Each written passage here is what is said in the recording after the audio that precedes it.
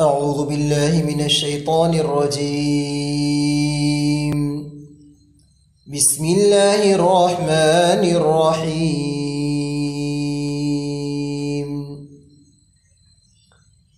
إذا وقعت الواقعة ليس لوقعتها كاذبة خافضة رافعة إذا رجت الأرض رجا وبست الجبال بسا فكانت هباء منبثا وكنتم أزواجا ثلاثة فأصحاب الميمنة ما أصحاب الميمنة وأصحاب المشأمة ما أصحاب المشأمة والسابقون السابقون أولئك المقربون في جنات النعيم ثلة من الأولين وقليل من الآخرين على سرر موضونة متكئين عليها متقابلين يطوف عليهم ولدان مخلدون بأكواب وأباريق وكأس من معين لا يصدعون عنها ولا ينزفون وفاكهة مما يتخيرون ولحم طير مما يشتهون وحور عين كأمثال اللؤلؤ المكنون جزاء بما كانوا يعملون لا يسمعون فيها لغوا ولا تأثيما إلا قيلا سلاما سلاما وأصحاب اليمين ما أصحاب اليمين في صدر مخضود وتلح منضود وظل ممدود وماء مسكوب وفاكهة كثيرة لا مقطوعة ولا ممنوعة وفرش مرفوعة إنا أنشأناهن إنشاء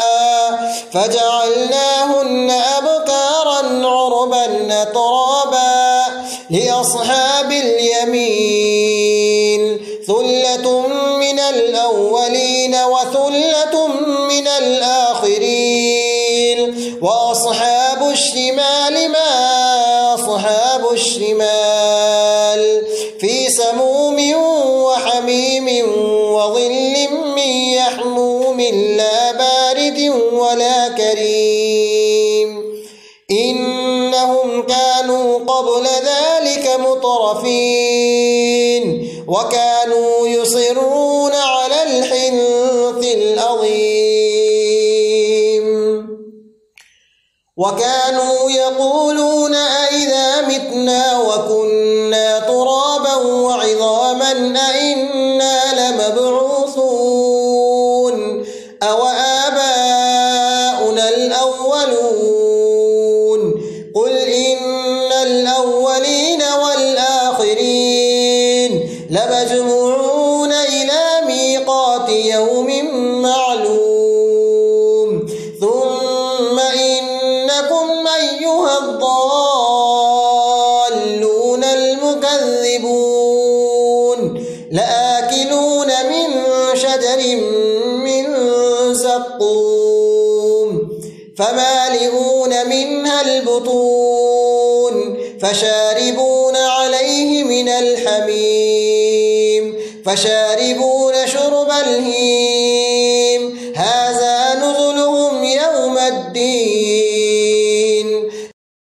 هذا نزلهم يوم الدين نحن خلقناكم فلولا تصدقون أفرأيتم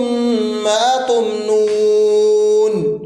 أأنتم أأنتم تخلقونه أم نحن الخالقون نحن قدرنا بينكم الموت وما نحن بمسبوقين على أن نبدل أمثالكم وننشئكم فيما لا تعلمون ولقد علمتم النشأة الأولى فلولا تذكرون أفرأيتم ما تحرثون أأنتم تزرعونه أم نحن الزارعون لو نشاء لجعلناه حطاما فظلتم تفكهون إنا لمغرمون بل نحن محرومون أفرأيتم الماء الذي تشربون أأنتم أنزلتموه من المزن أم نحن المنزلون لو نشاء جعلناه أجاجا فلولا تشكرون أفرأيتم النار التي تورون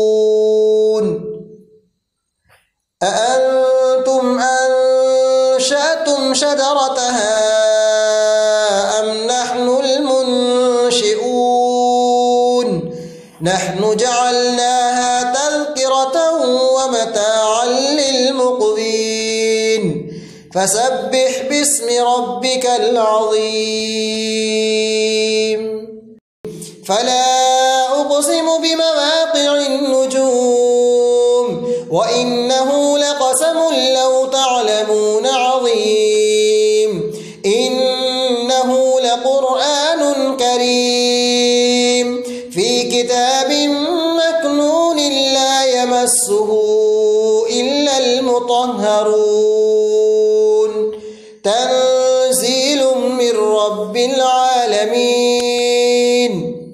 أفبهذا الحديث أنتم مدهنون وتجعلون رزقكم أنكم تكذبون فلولا